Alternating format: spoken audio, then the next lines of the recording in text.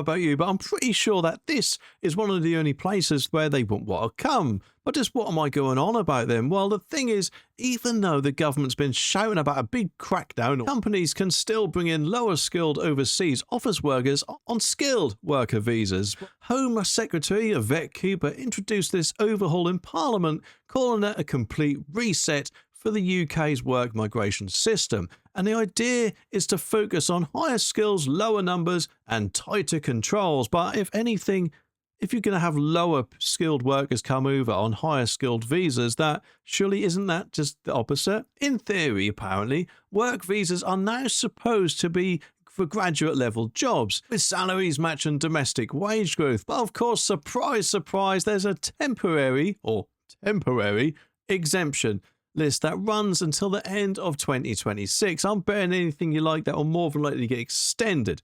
This list allows for a bunch of lower paid and non-graduate jobs to still qualify for visas, and we're talking about roles like debt collectors, mortgage admins, sales staff, HR officers, marketing associations, bookkeepers, IT, help desk technicians, and business support workers, and of course, a partridge in a pear tree. But there's got to be some sort of catch to this, isn't there? Well, a tiny one. These migrants won't be able to bring any dependents along, and they'll face higher visa fees and salary minimums. But migration experts are raising some eyebrows about this, so who knows, it could be potentially Keir Starmer's next belly dance and U-turn.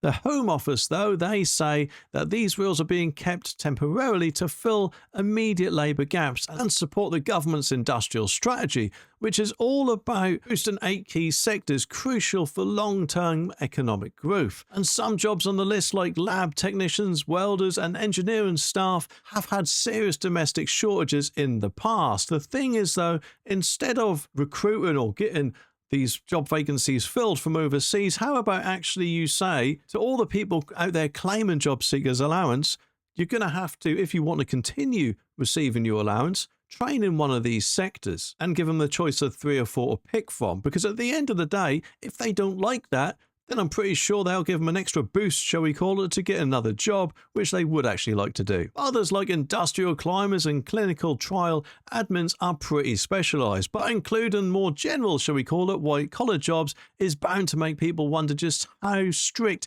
this new regime will be, especially when, of course, led by Prime Minister Keir Starmer, when, let's face it, keeps U-turning on anything. Just how committed is this government to cutting net migration? I don't think so at all, but just what have they all said about it, I hear you ask? Well, Brian Bell, the chair of the Migration Advisory Committee, MAC, confirmed that 111 roles will be removed from the eligible list altogether. Nevertheless, he acknowledged that ministers had rushed in the changes to avoid a closing down sale effect, with employers scrambling to hire before restrictions are kicked in. I bet those closing down sales will still happen, unfortunately, though. He said that the MAC would still revisit the shortage list before it expires at the end of 2026.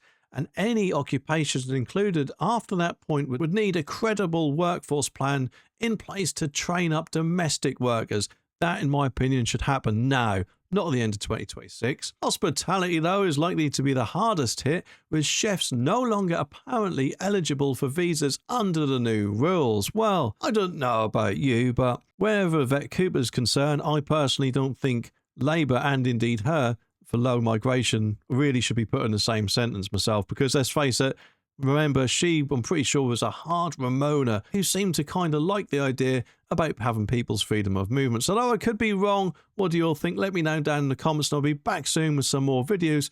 So make sure you click the subscribe button down there so you don't miss my next video.